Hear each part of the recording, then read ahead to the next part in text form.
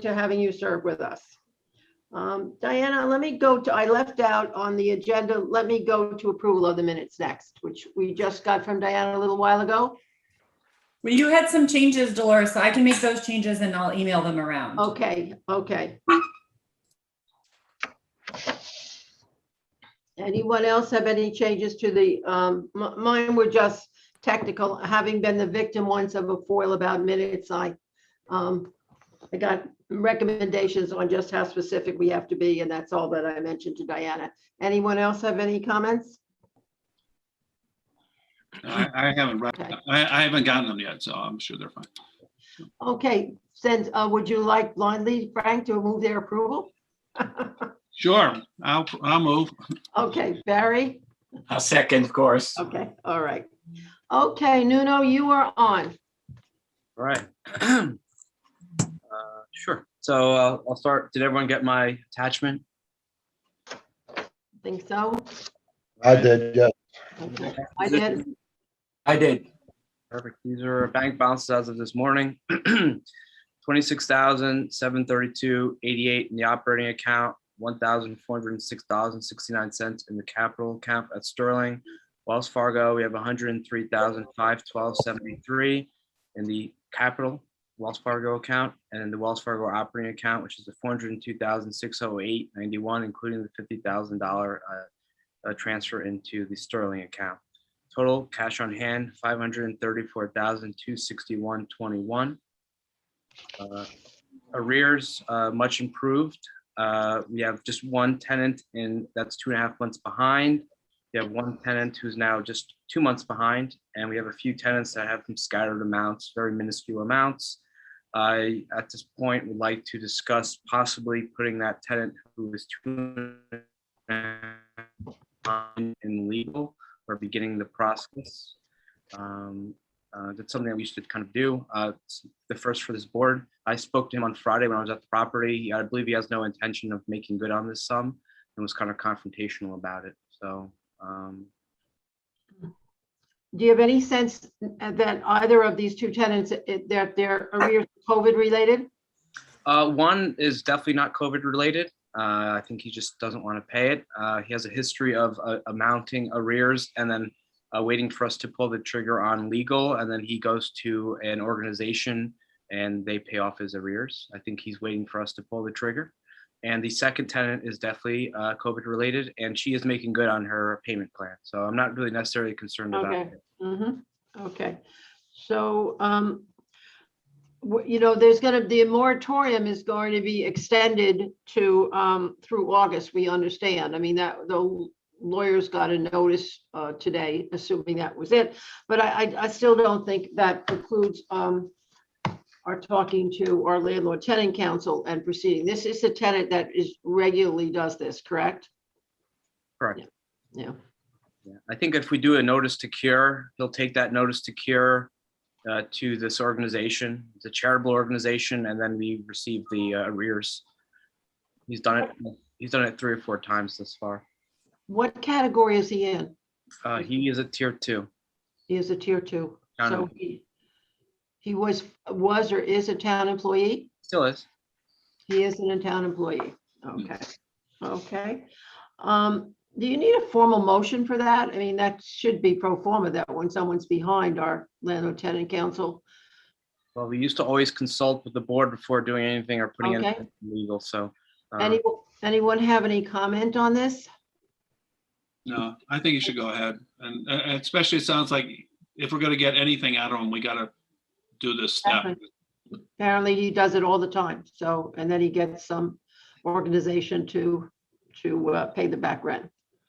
No, but are then we stuck in this like vicious cycle of like, he doesn't pay, then we send him a notice, then like, is this like a shitty or not like just a problematic tenant? If you know what I mean? Like that, if they're constantly chasing this person, like if we need these apartments to serve other community members, like is this person taking advantage of the situation or something? You know what I mean?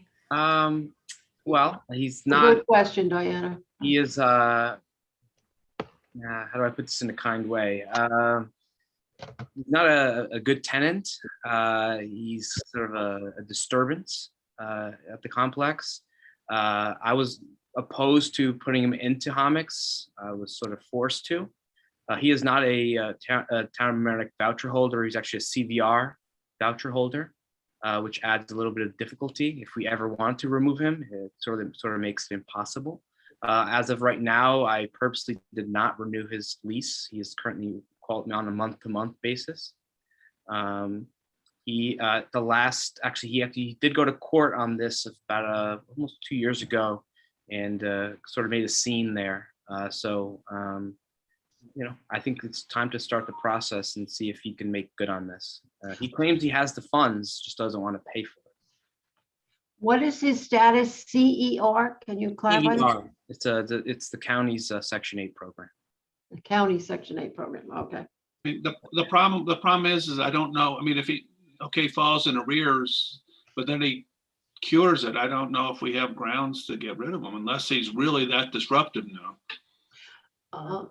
Well, we haven't renewed his lease. When someone is in the county program, can we not renew a lease? It's a lot of paperwork, and we're often denied. It's a whole process. Okay. Do we notice him regularly about his arrears and his breach of a lease or because of conduct? It's never really consulted him on conduct. It's mainly we've contacted him about arrears. With the old board, I did mention this as well, and they kind of gave him a pass because it was COVID. But I think it's kind of time to bring Evelyn into the mix Okay. here. Would you explain who Evelyn is to the board? Sure. Evelyn Petrone is, she's, I guess, partner of Beck Liebman Petrone, which is a firm in White Plains. They represent Homix with their landlord-tenant, items. They've probably done this at the complex for 15 plus years now. We luckily haven't had to use them very much over the years, but when we have used them, they have shown results. Okay, I think you Does that need, does it make sense to start documenting the disruptive behavior so that we can build? And if we don't have a paper file and a track record of this behavior, but if we could get 6 months and then notice him and say stop this behavior, and if he doesn't do it, then we have grounds to get rid of him. But I'm not sure we'll have grounds otherwise. yeah, so speak to Evelyn about what it is we need to do, what we have to document, give her the background on what's been going on. And I think it's also a disturbance. I understand there was something with another tenant. So I think we have to stay on top of this one. We've already decided this is a jewel of rentals possibilities for a lot of people. And in consideration for that, I think people should behave accordingly and pay their rent on time. Boris, can I make a suggestion to Nuno?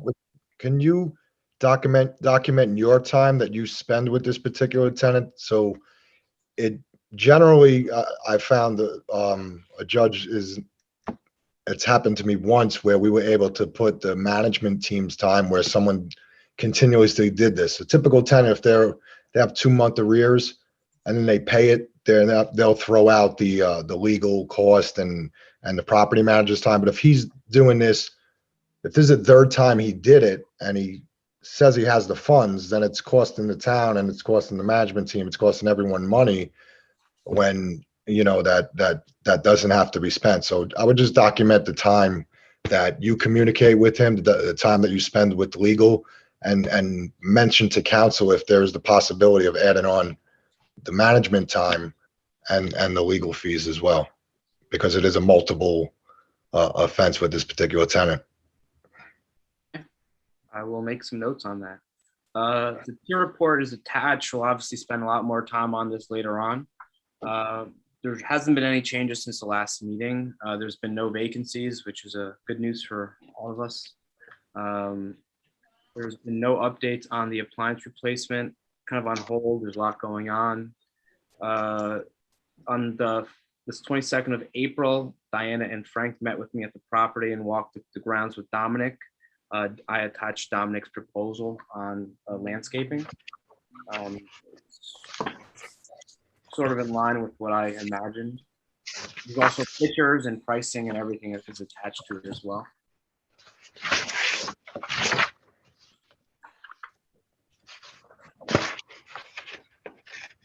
Frank and Diana, do you have some input on this? I want you to go first. You have more experience than I, being a newbie, but Yeah, I mean, I would say in the old board, we used to just have Nuno make decisions for anything up to $5,000. And this falls within that. So he manages our budget and does a really good job. So I would be in favor of re-implementing that system so that he can carry forward with, smaller. I think, yeah, I think I was just concerned. I didn't know what kind of authority level everyone had, and I want to just make sure.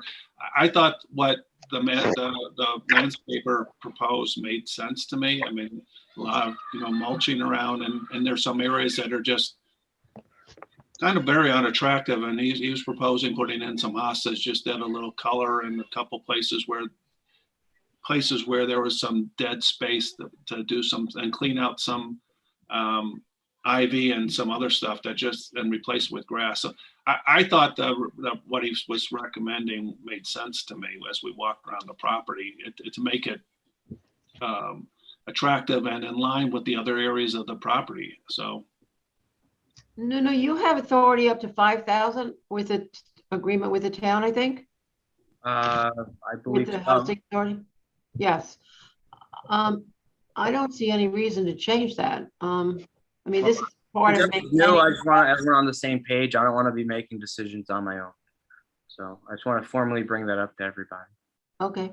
Well, I think it's appropriate to, at a minimum, an FYI item to the board anyway, even if it goes forward, but it's probably, I don't know if it needs a vote, but it certainly is good to have us know what's going on and say, yeah, this makes sense. Right.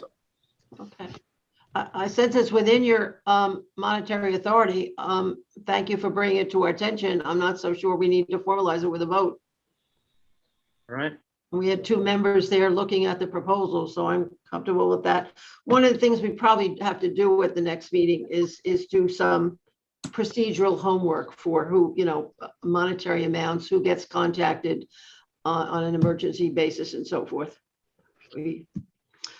I think that you have nothing else on your report except, oh no, you have landscaping at gas line? Sure. So gas line replacement, now that the heating season is going to be over at the end of this month. Hopefully we don't need, much longer, but, historically the gas and heating season is through the end of May. The board's opinion on the replacement of the existing buildings that have not gotten their gas pipes replaced. I walked Joe through the utility closet and I showed them, the existing condition and the rust and the potential hazard. So I was wondering if the board is planning to kind of say yes to this. I did speak to the vendor who's done the existing 2 buildings and we have left. I got updated pricing given the material increase. Proposal with a note on it for your review. I can have him redo the proposal if necessary for formalities. But just, let me know. This is part of that master plan of ongoing capital projects, right? So this is just the next stage of it? Correct. Okay. Yeah, Dolores, we approved it as when we voted on the budget for 2021, Okay. Before you joined. So this was all a part of that. Okay. You want me to explain why they need to be replaced, or? Anybody feel they need that background? It was apparently approved last year. No. No. Okay. Well, Nuno had explained it on a walkthrough, so Okay. background. I have a question. Is this the only proposal? No, we had 3 or 4 at the time. This was the least expensive and also the one that made the most sense in terms of timing. And we actually worked together to formalize a weight so we didn't have to excavate the cement around the utility closet. So instead of piping into the ground, we piped through straight into the garage. We opened up a little cubby and we rerouted all the piping throughout. Okay, and he weather obviously has It's sleeves, sleeves and pressure tested all throughout. The town's aware of it. The town comes in and tests it afterwards. Test all internal piping into the unit itself, and pretty much all in. And they'll handle the Con Edison side with the blue card. You don't have to be involved with No, that. he's involved totally, and through the Right. help of the town, we've gotten this done very swiftly with all the permitting and all the testing, and it's actually if this is done appropriately. The last building we had, which we did on a pretty much semi-emergency basis, it was about 30 to 45 minutes of downtime in gas because we ran all the pipes and then we swapped everything out. So it was done seamlessly. There was no gas outage. The first one that was done due to a gas shutoff, they had about 5 days of not having gas. So we distributed hot plates and like the infrared heaters and everything. So. Okay. Okay. No, let's hold on, the, You see how much it's gonna be and how much to go money wise? Well, it's about the 25,000 times 5 buildings, so about 125,000 remains. Because it's not money we really have. Correct. So it's time. I had to move $50,000 from reserves to operating the other day. So we're very short. And we're just above our reserve levels, which you never discuss in your report. So, well, we have that whole meeting coming up devoted to finances, but, no, I know, but I don't want them to spend 125,000 that we don't have. right. How much have we spent so far? No.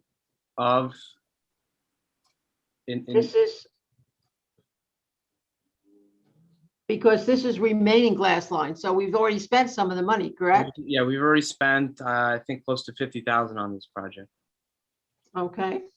And this project was approved, Diana, at the amount that, I'm just pulling up the budget Okay. that we approved. Hang on one sec.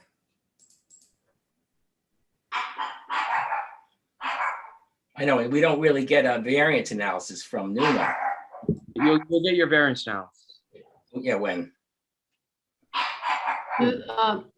Barry, we're gonna be doing a whole meeting on finances and reports and so forth. So let's, Diana, check. We budgeted, I'm just looking at the meeting we had. It looks like we budgeted for spring 2021, and Nuno, correct me if I'm wrong, $119,000. That's what I have in there. And that Okay. was approved. So this is a little bit less than that? No, it's more because the materials went up. So it's about $1,000 worth of extra materials per building. But we're still within the budgeted expenditure, which was over 100,000. And we've spent only 50 so far. So Barry, it looks like we have, we're within the budget. Somehow the monies didn't get moved. And I spoke to Nuno about that. Apparently Sal had a different system of how he moved money in, Right. which we're going to have to address. But if it's in the budget and we're in the middle of a project and we're spending another 26 of the 100 and whatever, 19. and it's for the tenant safety. I mean, it arose because we had a gas leak. So I think we have to go ahead and do it. So, well, I'm in no rush to do it. We can wait for this meeting. This was budgeted and planned for just because it is a safety item. Yeah. The 116 apartment went well over budget, and so it was a lot of money spent there due to various reasons. So that's where we kind of ended up in this hole. So I mean, we can certainly discuss at next finance meeting when we have.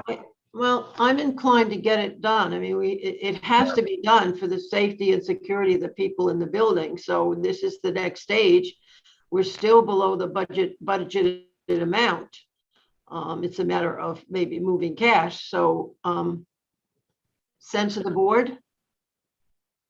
I'm in favor of finishing the project. I think, it was really stressful and unpleasant for tenants and Nuno, and it was like a big emergency when, we had that issue. So let's fix it. It's a safety issue. We budgeted for it. It's allocated. I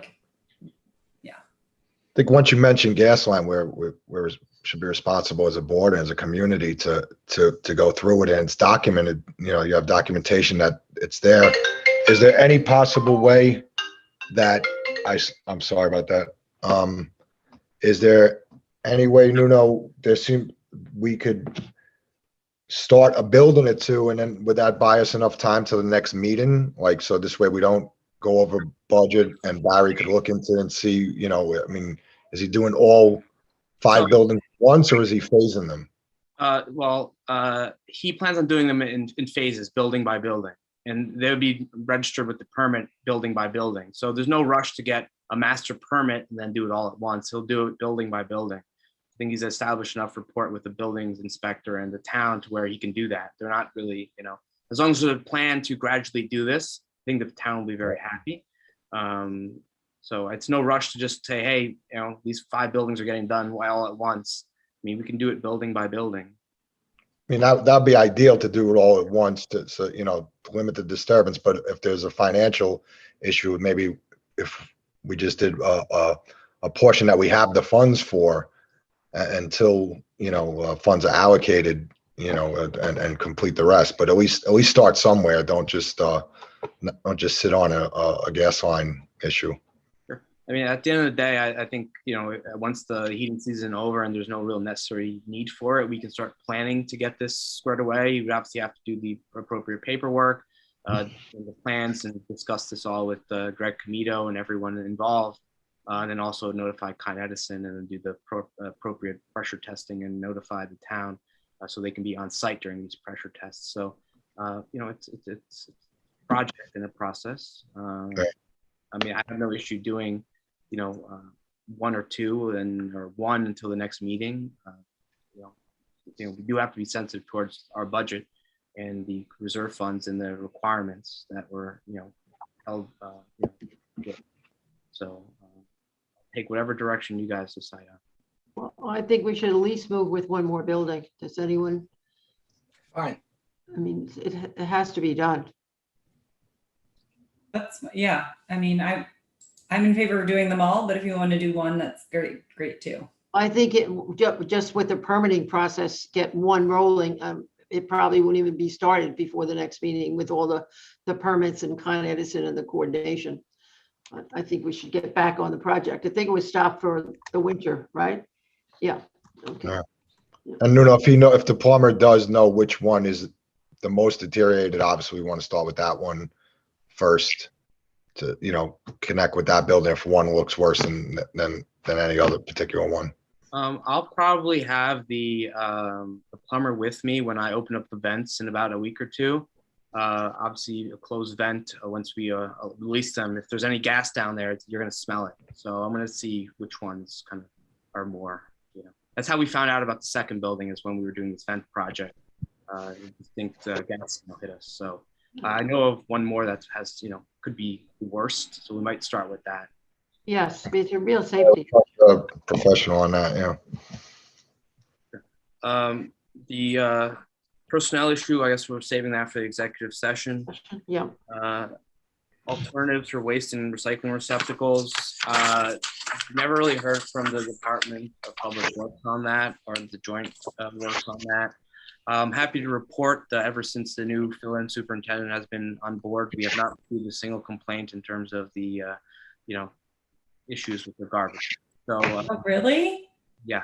Those are on now? Everyone's happy and everyone's getting along. I'm a favor of having the dumpsters. Speaking with the exterminator, the receptacles in the garage themselves can lead to rodent issues. So if we can make this dumpster thing work, and everyone's happy, then I think we go that route. So I'm just happy to report that the fill-in guy is, getting along with the garbage you mentioned. But we have to keep in mind that that's also a temporary situation. So Yeah. it may be that going to those containers in each of the units is the way to go. I know that was Steve's recommendation, but for the time being, if it's working, we have a lot on the plate. So. Sure. New business. At this time of year, which is usually April, May meeting, we usually renew our energy that we purchase in advance to sort of like a fixed contract. The last page of my agenda has the pricing. I hand wrote the current pricing and the pricing that we would lock in if you guys agree on. We lock in for 24 months. These are the rates right before the market. The market closed at 4. I don't see anything happening tonight where the pricing is going to go to or deviate too far from this. So the gas would be a little bit higher, not much, and the electricity would be a little bit lower. I think it'd be wise to lock in energy because I think right now energy is the lowest it's going to be, and with the closure of Indian Point and other variables of energy, I can see this going much higher in the next 24 months. So it's a decision for the board to make if you want to lock these in. So this is a provider other than Con Edison, is that? Yeah, we've used an ESCO here for many years, just because we can purchase a fixed rate and we can budget more appropriately. How is this impacted, if at all, by the project, the solar project? It's not. It's not. So we would still get a 10% discount on top of this? I will triple check with community solar, but this usually impacts no other subsidies or anything else. Okay. At the end of the day, Con Edison, could be a supplier as well. So the ESCO steps in as the supplier. You're still going to get your single bill from Con Edison. Okay. So I can double check with community solar on that. Okay. But the community solar did review our current Con Edison bills and said we were eligible, Okay. and we are currently still on an ESCO. Okay. Discussion? I'm in favor of locking it in.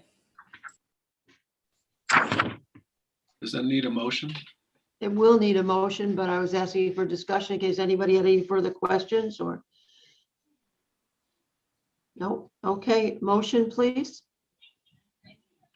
And Barry will second it. Who's our first? Frank raised his hand. You didn't see anything. Oh, sorry, I have to look down and then up. Okay. All in favor? Aye. Okay. Diana, you've got Frank and Barry and a unanimous. Okay. Is there anything else on your report, Nuno, before we go into executive session? Or I'll make this really quickly. It's now May, usually in conjunction with the landscaper doing his thorough spring cleanup. I usually have the Super power wash the exteriors and the decks. Me and Joe walked around. You saw, the front, like that little white section above the porch usually gets very filthy. Since we don't have a Super, probably going to have to hire an outside vendor or probably have the landscaper do the power washing. Just an FYI. Another part of our major capital improvements was the painting and securing of the handrails. That will probably be bid out. I'll get on the next meeting, you'll have some bids on that. And my question to you as a board, there's the concrete in the all over the complex. There's starting to show cracks and a lot of wear. I was wondering if this may be a push for Joe because he saw it and probably fresh in his mind. I was wondering if you guys would like to pursue this repair in terms of like a silicone or like a caulking on the cracks, or would you like to do a more thorough replacement or fix? So I would have to be, bidding this out, and I just kind of want your direction on what you're leaning towards. Can we bid it out in the alternative? Yes, but vendors would like to push me in a certain way. I was wondering what, any thoughts from anyone before I do it. I mean, I'll try my best to get bids on both alternatives nonetheless.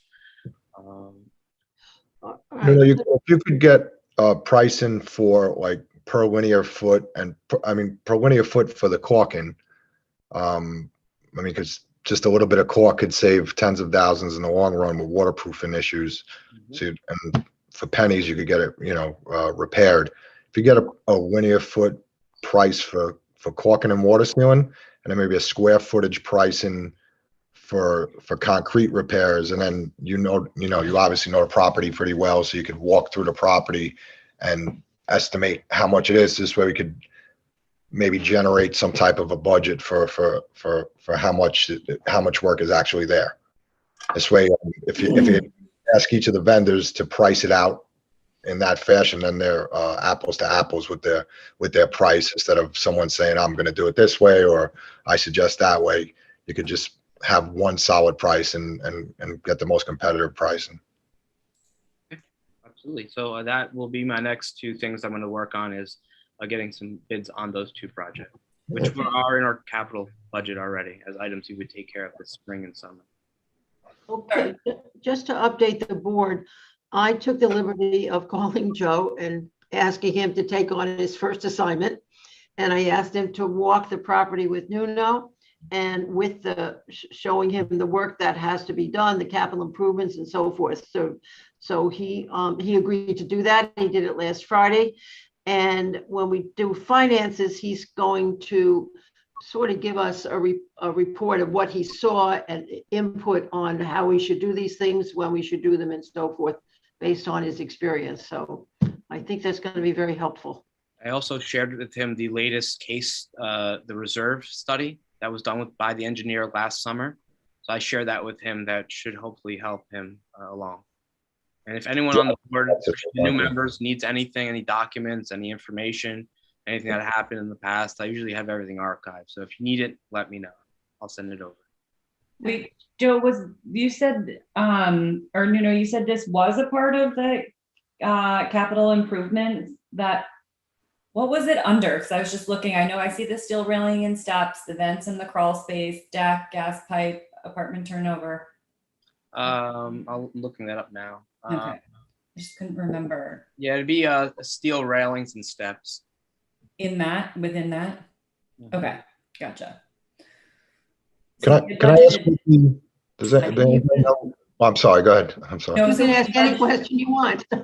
We budgeted 20 for that for summer, right? That's what I see. Yeah, so on that list, the vents, all of that is done. The deck will not be getting done this summer due to material costs. The gas pipe is maybe like a partial progress on it. The sewer system was installed January, February, and then the only thing left on that list is steel railings and steps, which would lead us into the August, I guess when the bond expires, and there will be a lot more breathing room, which leads us into the discussion with engineers and vendors about the window replacement. And that's a large and big ticket item. Yeah. And that might have to even get pushed further just due to financial purposes. And I'm happy to report, we're still in the spring, so we're going to get a bunch of rainy days. We haven't had many window leaks in quite some time. I guess the fix that we've done on a lot of those sills are working. Great. I just want to ask what triggers a capital expenditure? I mean, typically it's roofing, pavement, get something, plumbing, like the gas line over. There's usually a set amount that triggers preventative maintenance into a capital expenditure. Is there a dollar amount that the board goes by for the property that classifies it as a capital project? My answer to that is I think it goes back to the original budget set for the year, and you got income less regular maintenance. If you look at the budget we did, and below the line there's capital items. Okay. And from that capital, it's not clear because we did it a long time ago and we never reviewed it afterwards. So we're going to get better with variance analysis. Reviewing them, putting everything in there. Yeah. Okay. We can go over it every month to see, are we making the budget on the regular income expenses, and are we making the budget on the capital items?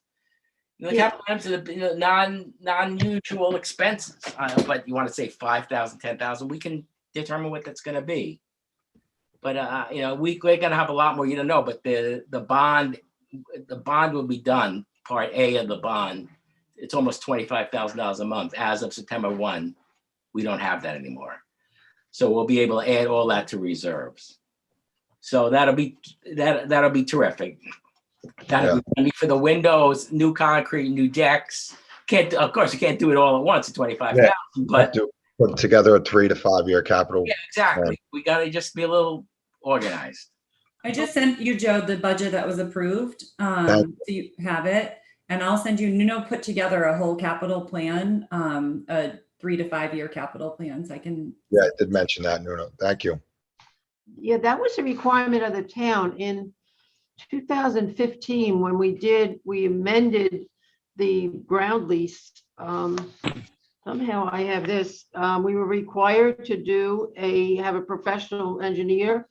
We do a full report. I'm just summarizing it, and we're required to do one every 3 years, and we're supposed to keep a reserve that is not less than 180, but in line with what we anticipate those capital costs. So I'll scan and send this out, but it sounds like if we did it in 2015, we presumably did it again in 18, and we're due again. It says every 3 years. We just did that. We just did that last summer. Okay, all right, and that's what we're using. Okay, We just refresh it every 3 years. Instead of spending 10 grand, we just, do a refresh. update ourselves. Okay, all right. Yeah, we use the same firm, Antonucci and Associates in Pelham.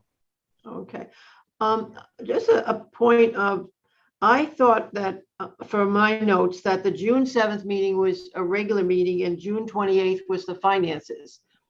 Barry, you were the one in charge of the finance meeting, and I thought you wanted the 28th. Do I have them mixed up?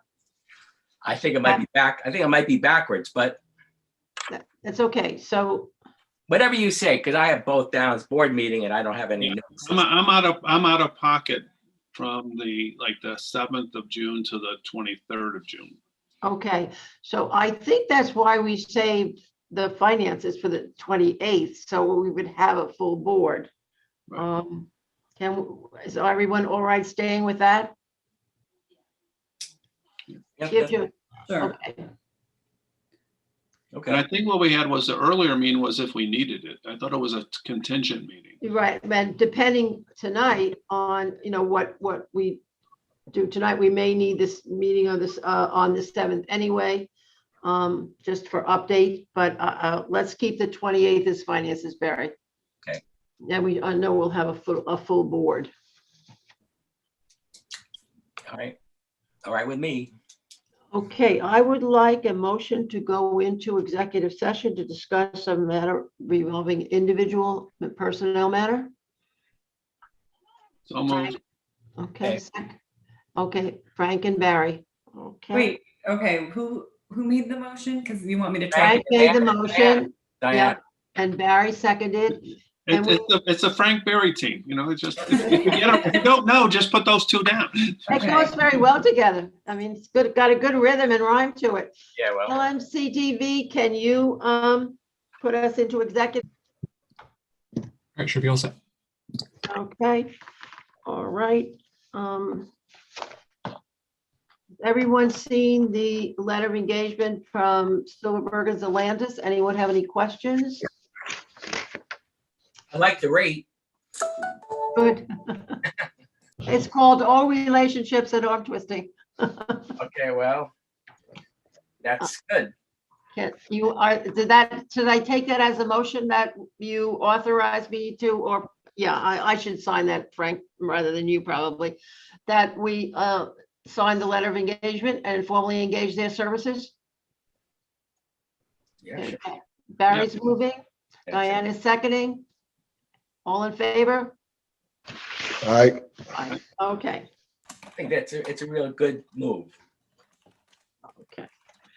Okay, Diane and Frank, who have done a fabulous job. We are on to tier discussion. You want me to walk through the presentation? I sent it to everyone, and I don't know whether or not it'd be better to just answer questions or to go through the presentation, Dolores. How do you want to do that? Anyone have a preference? I will say that it was really, really, really well done. Thank you. Okay. I think for the benefit of Joe, it would be a good idea if you went through the presentation, because he doesn't have any background on this. yeah, at least a bullet point of, high level stuff that would be great to, catch up with. Does everyone see that? Yes. Yes, All right, so a couple meetings back, I'm fairly new to the board, and Diana made a short presentation about tiers. I started asking a bunch of questions, and I should learn not to do that because then I was asked to look into this stuff. And so really it was I really wanted to go through this and just get a really good sense of what's going on with tiers. I don't have any agenda at this point. I just wanted to understand what was going on. So the first slide is just talking about where we are in terms of tier distribution. This is something that Diana presented. I added the Section 8 distribution. And you can see that most of the Section 8 is in tier 8 and 9. And so that about 25% of the total of our tenants are Section 8. And of those, like I said, most of those are in the tier 8 section. I guess I think the tiers were originally established when the original operating lease was put in. You'll see OOL through this thing. That's a original operating lease. That's what I was using. Back in when we first got started. The tier system we use now is slightly different from that. It's not exactly the same difference. A couple of the tiers have been split, but basically we have been using those tiers, and the tiers sort of define a vision for the Homex apartment.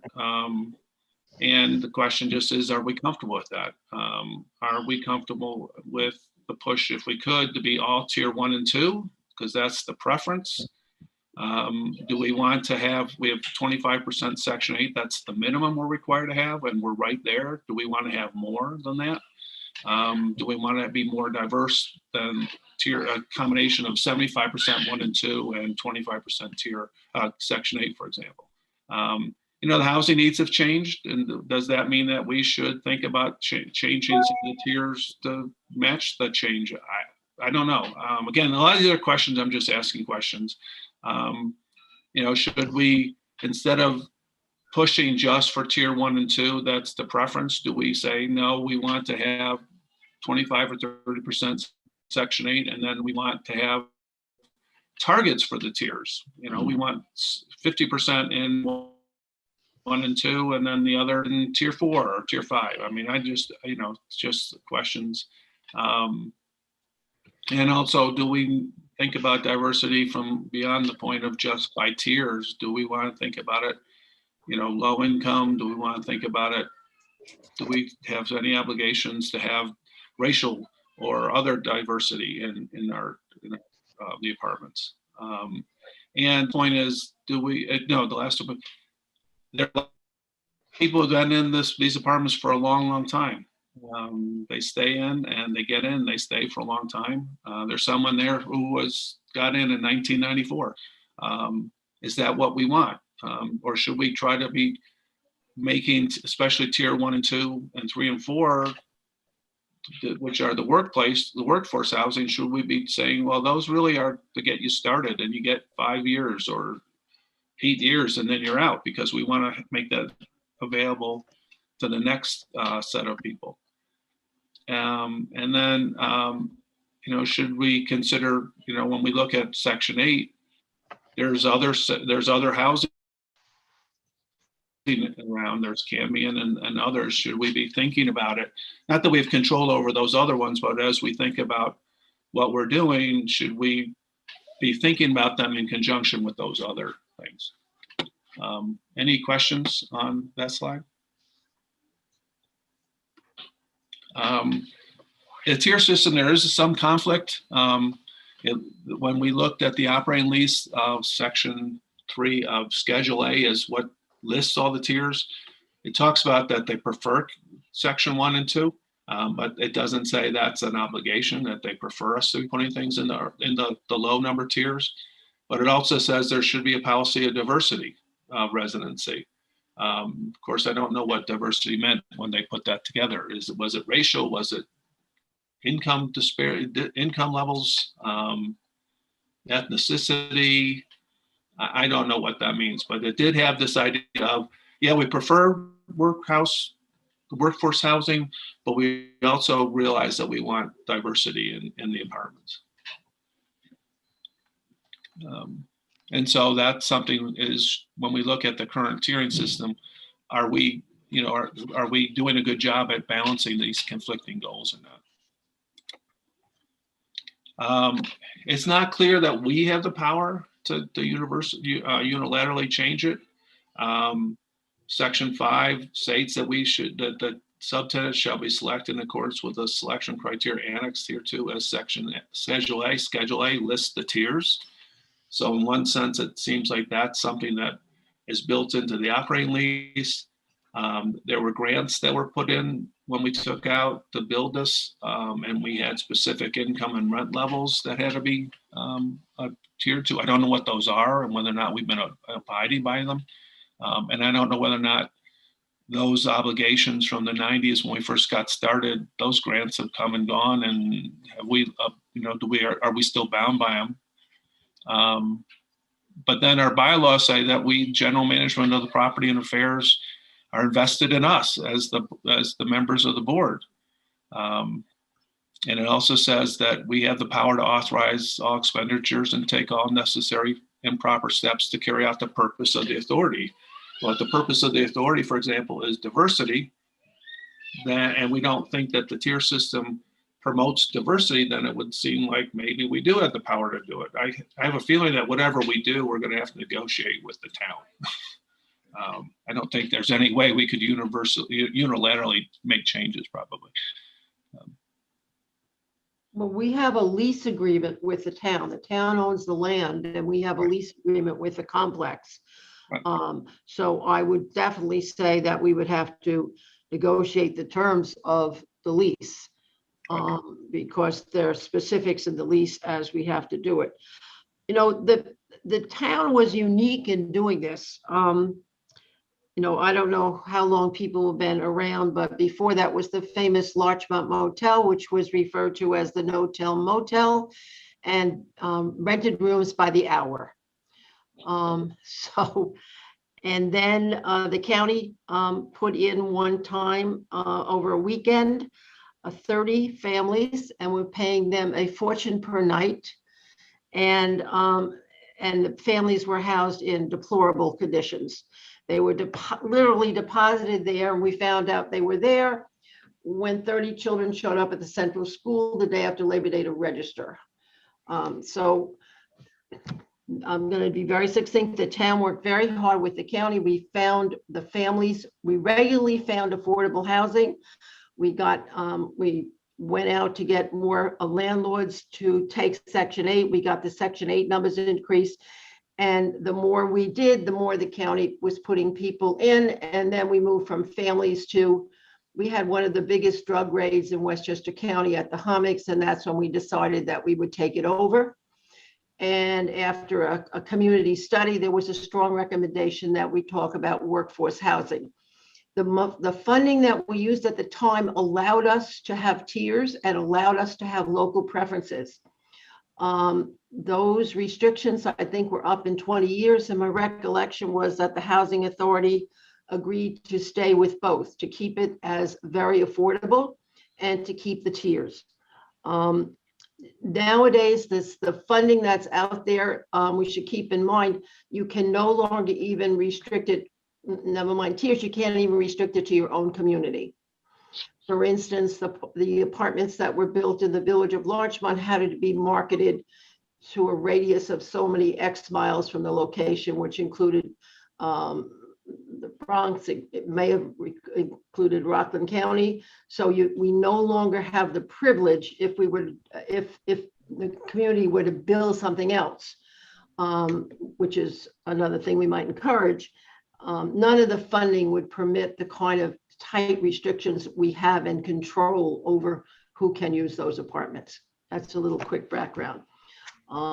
So if we're grandfathered in, we may not want to change them then, because we may then lose that ability.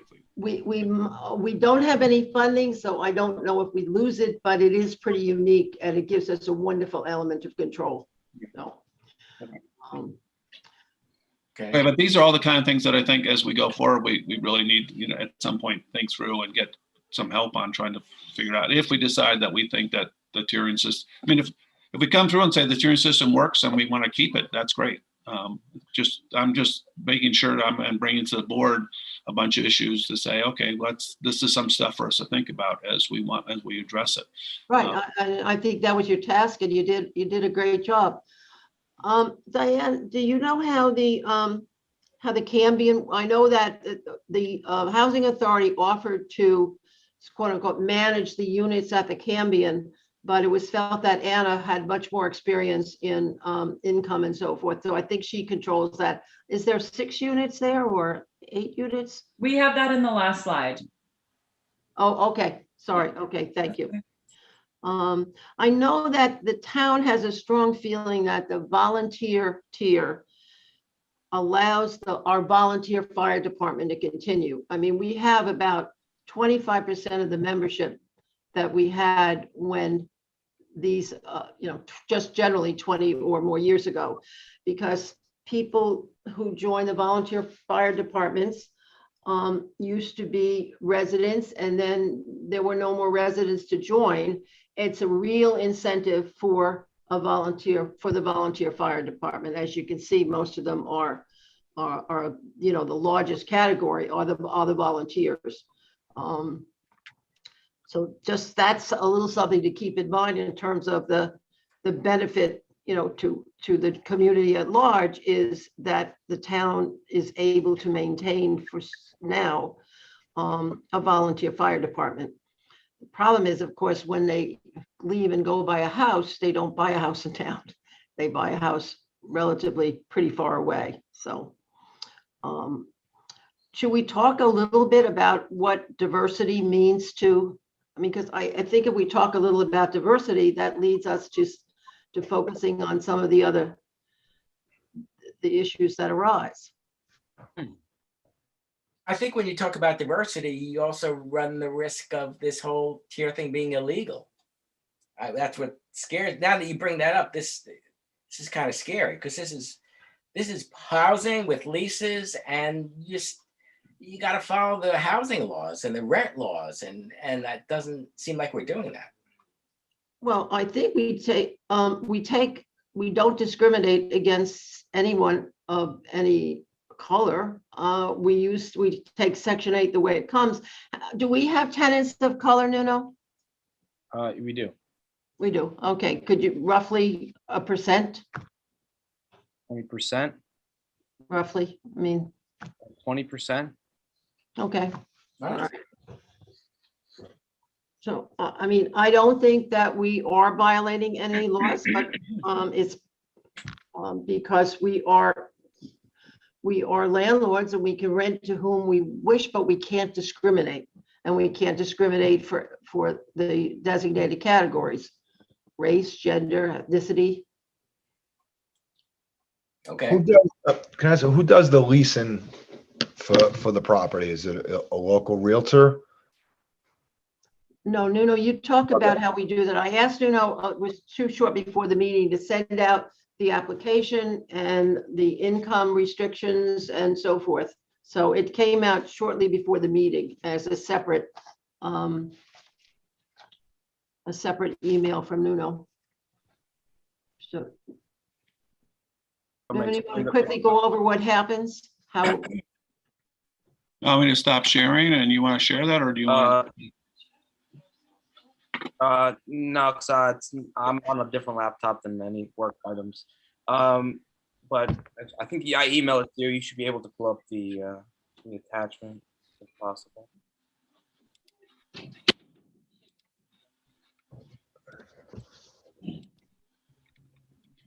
didn't get it yet. So someone. Maybe it's in your town email address. Oh no. Okay, it's in the town one. Okay. There it is.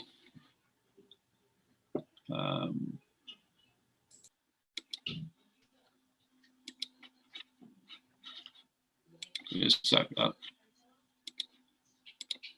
Oh, someone else has it. They could also open it.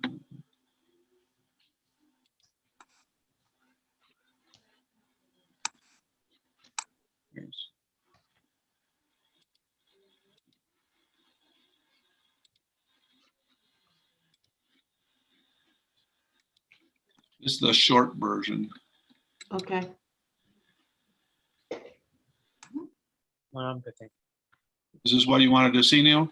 Yeah, well, this is a short form. So about a year ago, they wanted us to shrink the large package into more of a short form, so it's people wouldn't be deterred from signing up.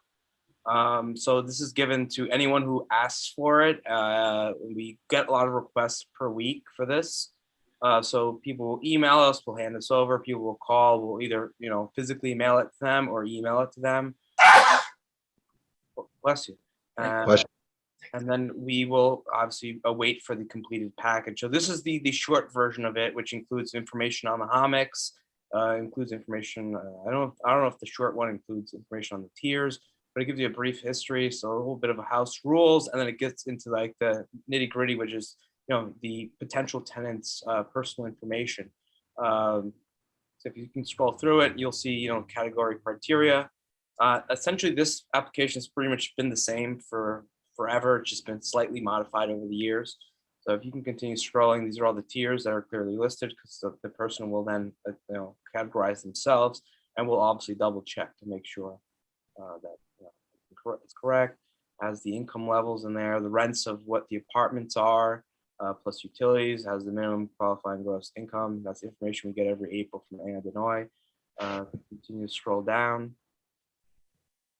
Has keep going on, and there's we put in the rental restriction and lease renewal policy. It basically states if you've been late more than twice, you won't get a lease renewal. If you break certain rules, etc. No subletting, no pets. We did include that portion of it saying we are able to allow service animals. That's very important. Then just instructions on completing it. Unit preference, so we can categorize them on what they want. Because we're not going to try to match a one bedroom with someone who's only wants a two. But if someone is willing to squeeze a one bedroom, we'll try to accommodate them based on their waiting list. So if you keep scrolling down, you'll see the kind of the actual application itself. Keep going. Statement, etc. Going. And then this is the application part itself, which is the applicant's name, who's going to be living there, their employment, earnings, etc. Total household income, so you can make sure that they fall within the category. Some background questions, which we then verify when we do a credit and background check. And then obviously in portion 5 of the application, they will categorize themselves. Some people kind of misrepresent themselves or misunderstand what the categories mean, so we'll often correct it. And then obviously we'll ask for a little bit more information on what they, why they consider themselves that category, and we'll obviously verify it. And keep going down. And then their unit preference, that's how we kind of know that they're either going to be a good fit for that unit or not. And then if they meet all of that criteria and there's a vacancy. So here's what happens. So it's a person, and there's no vacancies right now. So someone who's applying for an apartment, we'll give them this application, we'll get it in our office, we'll sort through it, and then we'll put them on the waiting list. Now, if a unit comes available tomorrow, and this is how we're doing it currently. It may change, it may not change depending on what you guys decide on. So let's say that person is a tier 1 and there's no one else in tier 1. We'll call them saying, hey, you applied 2 years ago. Can you please give us a completed application? So they will refill out an application, give a credit and background check fee so we can run the credit and background. I'll run the report, I'll compile it, and then we'll meet with them at the complex to show them the unit, walk them around, get to know them a little bit. Now, if they meet all the criteria, we'll rent them the unit, as long as they are the highest priority person in terms of tiers for that unit, and they're willing to accept it. And then we draw up a lease, and then it's theirs. And we set up, we take a 1 month security, we take the first month of rent. We do not charge a broker's fee. Is there a credit check on the tenant? Is there criteria? That's in there, and they pay for it. And we get copies of income tax? We do. It's all in the application process. So in their application or their folder, every tenant has a folder. We try to keep at least one tenant prior, so we have a whole cabinet full of tenants. Actually, 2 cabinets worth. we get their tax returns that verifies that their income is actually what they're claiming it is. Then every time they renew a lease, we ask for a copy of their last year's tax return just to make sure they're still within the category. Now, historically speaking, if a tenant was making slightly above the threshold, we would say, hey, by the way, you're just a little bit over. If you're continuing to make this income level, you have to find a next place to live. And then, oftentimes they would either move out or they would, make less, whatever it may be. So that's how we typically handle it as of right now. Do we verify either on the initial application or on renewals, the information tells like, yes, I'm a volunteer fireman. Do we verify that information? Yeah, we're lucky enough to have enough volunteer firefighters in there that, the people there in the organization, we do contact them. And there's enough people there that's how we get a majority of the people that are volunteers, is because the information gets spread throughout, or someone finds out there's vacancy and there's a mad rush to get the unit. So, everyone kind of knows each other. I mean, I think we have the most firefighters per, complex around. Yeah, we do verify with either, the town, or we do verify with the volunteer organizations in terms of, verifying their employer. And obviously, when we do run a credit and background, it does state their employer on there if they're an employee. Do we ask for people who are employed outside the town in the other categories? Do we ask them for a letter from their employer verifying their employment? Mm-hmm. Yeah, I quickly looked at the full application, and it asks for all income, but one thing it doesn't ask for, and one thing we might want to think about, it doesn't have a question about assets. So I'll bring that up. Many years ago, if a tenant did not meet the minimum income requirement, but had liquid assets, let's say the person was retired and was only living on Social Security, we would take that in lieu of. So the person would have to present their investment accounts, savings accounts, bank accounts, etc. And the board would then be the one to make that decision. No, when I was talking more about assets, but asking specific questions like, and maybe an affidavit, are you on the deed to any real property? Do you own or on the lease for any other cooperative apartment? Maybe that's a question an inquiry we ought to add. We're just asking income. In theory, someone could be on a deed with a parent. I mean, do we want people who also happen to own real property, for instance?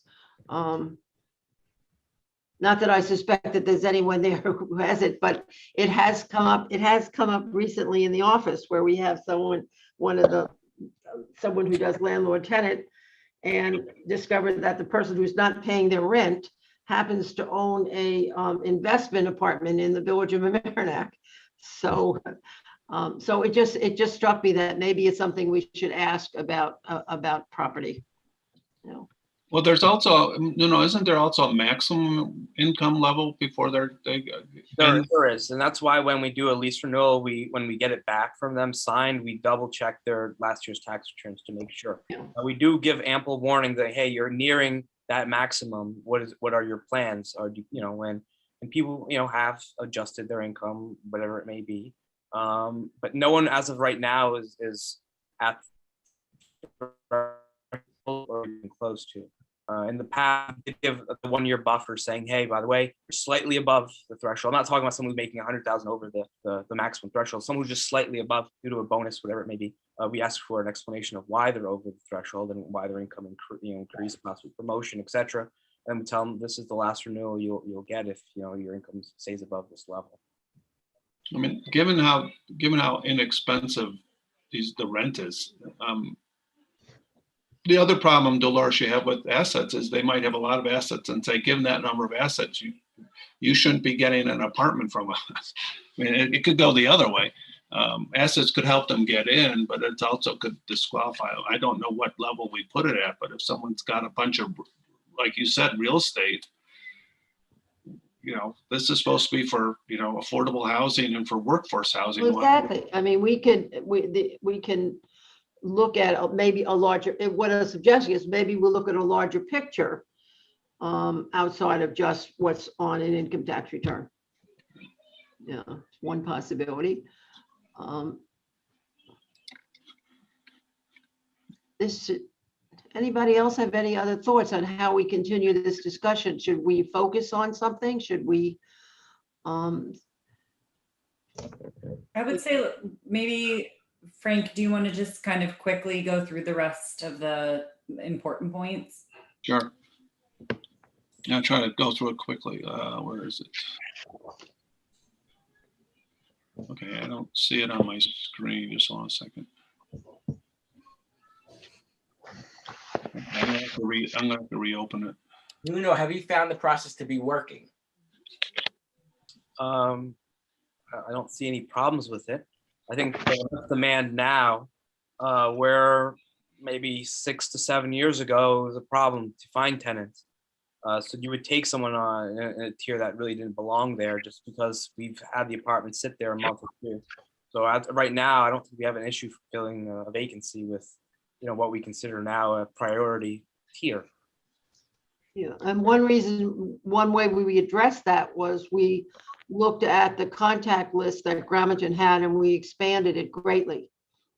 Tried to find contact people, say within the school system and other organizations in town. So there was a much broader dissemination, and that seemed to work very quickly.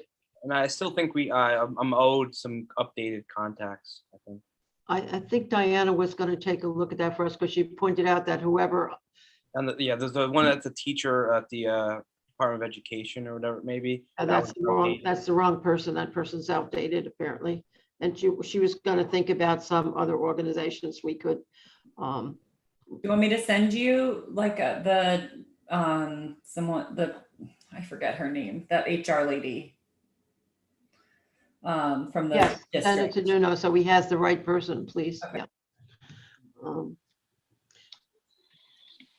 Okay, I'm not sure what, okay, the power of the board is, again, not sure if the conditions required by the original grants still apply today. I don't know if they ever expire, but there were some in there. The power vested in the board by its bylaws is subject to definition of its purpose. To the extent that our purpose is based on, we want diversity, we want a mix between affordable housing and, tiers 1 and 2, that might change what we do. I sent a separate document, I don't have it here, but if you compare the OOL and what, you list them as the 1 through 9 tiers, they're slightly different. There's a couple of the tiers are split differently. There's an eligibility requirement that you have to meet the requirements for the tier for the prior 2 years. But that doesn't apply to tiers 1 and 2C. So I don't know how we do that. And so it looks like we've slightly modified the tiers over time. So I don't know if we've sort of that's just an evolving thing that actually make life easier for you. And it's not meant to be, I don't think it's really meant to be much of a meaningful or substantive change, but there are some changes in the tiers. So I don't know if that sort of gives us some idea that we could evolve the tiers as over time as we go forward. Waiting list, Nuno, you mentioned that there are waiting lists. And my understanding is that we do it on a first come, first serve, or first application in. Although the operating lease says it should be lottery. And I don't know whether or not the first in, first cut gets an apartment is just, maybe it's more fair, maybe it's just easier for you so you don't have to deal with someone says, does the lottery have to be public? I mean, a lottery might be something that's just not reasonable, and we should stay with your methodology. But I just pointed out that as I was going through it, there seemed to be a slight discrepancy there. I think that was used for the first set of tenants because there were more than we had units, as I recall. So that was, I think that went the first time. I don't know if it was ever used after that. Okay. That makes sense. I mean, again, I don't have all the background. I'm just going through the documents. Right, yeah, and none of us have all the background either, so mine is only historic. I don't have records or anything, but I do remember there being a lottery for the first set of tenants. Well, I mean, it may be that if that isn't what we want to continue doing, it may be, again, if we're going to renegotiate anything with the operating lease, that may be something we change so that someone can't look into us. Wait a minute. You didn't have a lottery. That's a good point. Yeah, a really good point. It doesn't say just for the first ones. It just turnover. It seems like it's been this is the length of time people, sort of when they come out, number of tenants per move-in year. Over the last few years, it's been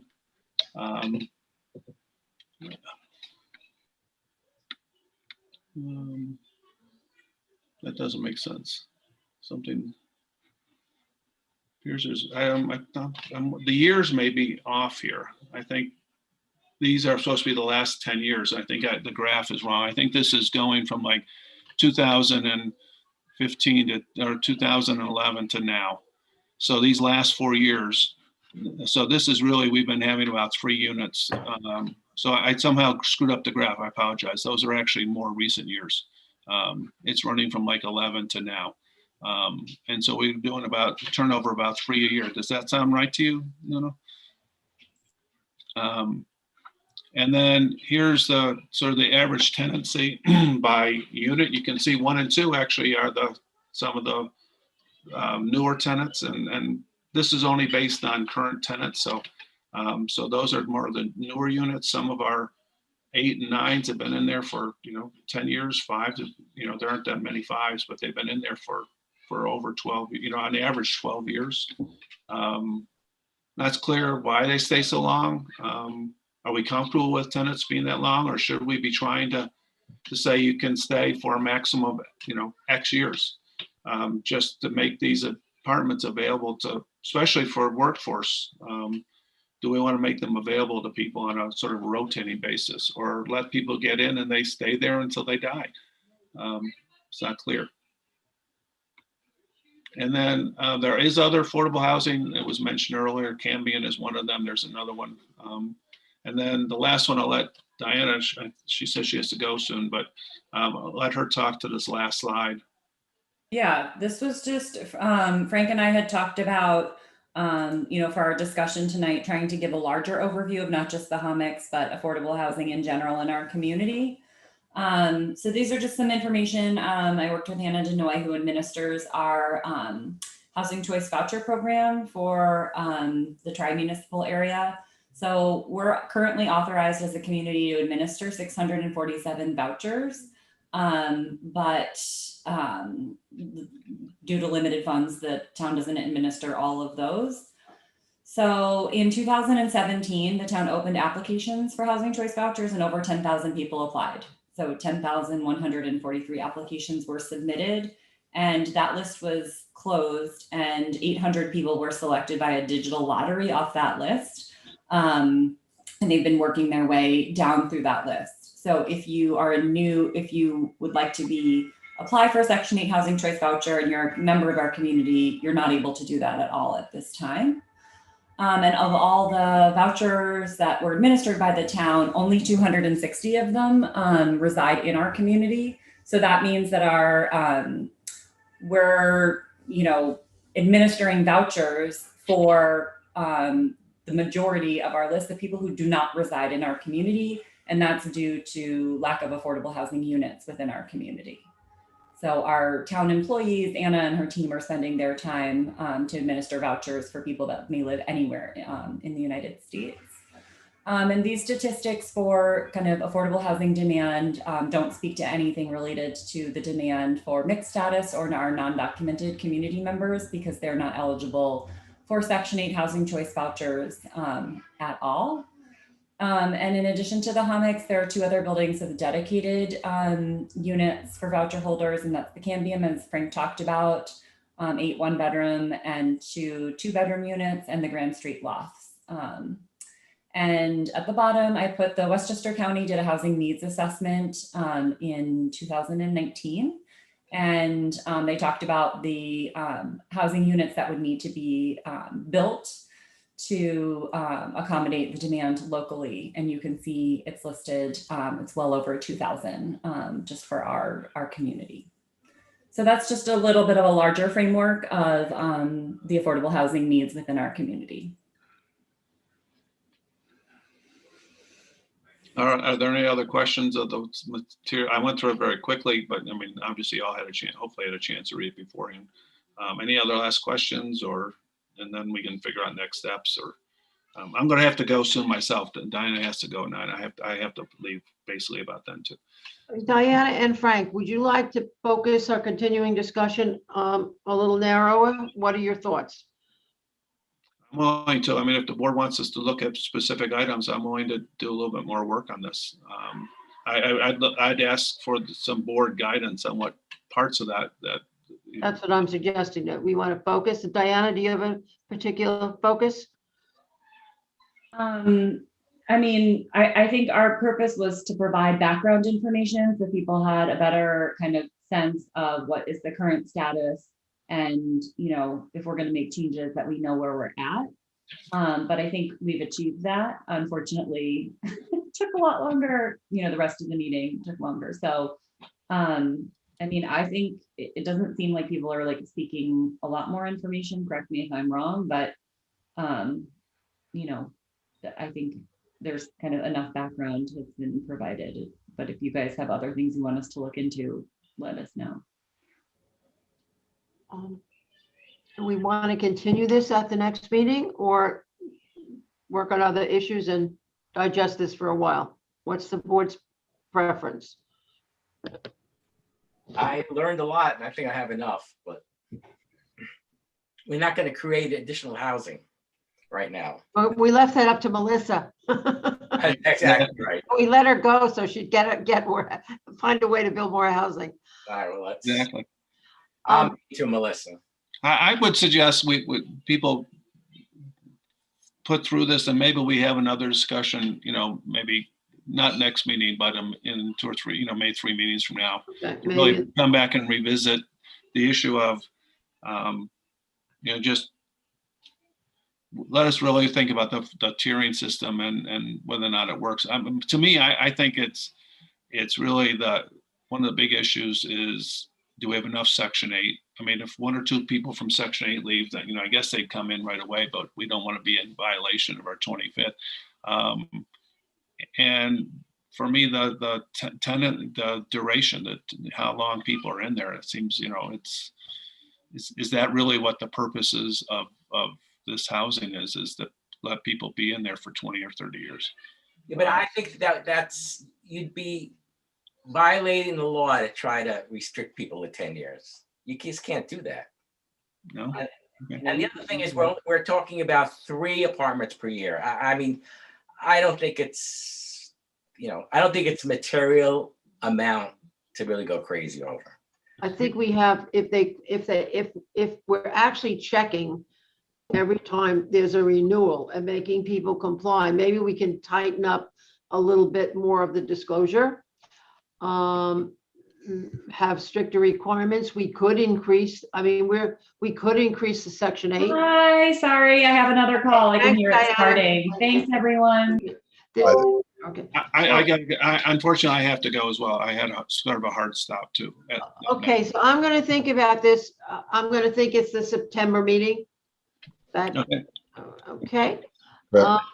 I would like to have, I know Frank can't be around, but I'd like to have the early June meeting, because I did have Joe go with Nuno through the entire complex and look at that budget. And I think it would be, to get some feedback from him, I think it would be really helpful as a prelude to the finance meeting, because he could give us some really good information.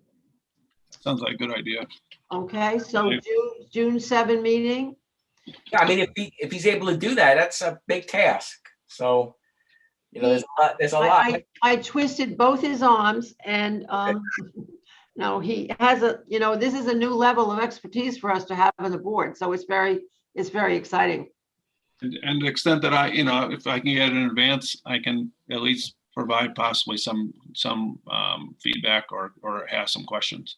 Okay, all right. And Frank, you can always follow up and watch the meeting after. That's true. Yeah. I could do that. Okay.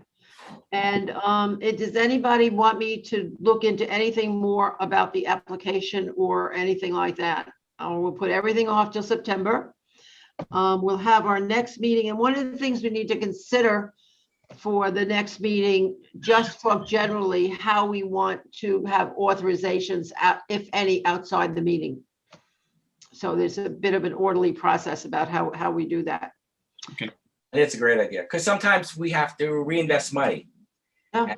Exactly what's required, who needs to vote on that or be involved. And just the day-to-day stuff, if, something comes up, we know that Nuno's been at 5, but should the person who's going to be the liaison have a little more before they have to, have to call an emergency board meeting? Okay, good night, everyone. Thank you again for Right. serving. Thanks, Owen. Good night. See everybody June 3rd, right? It's June 3rd? Yes, June Okay. 3rd. June 3rd. Yes, let me know if you want anything on the agenda and I'll add it. Welcome again, Joe, and thank you.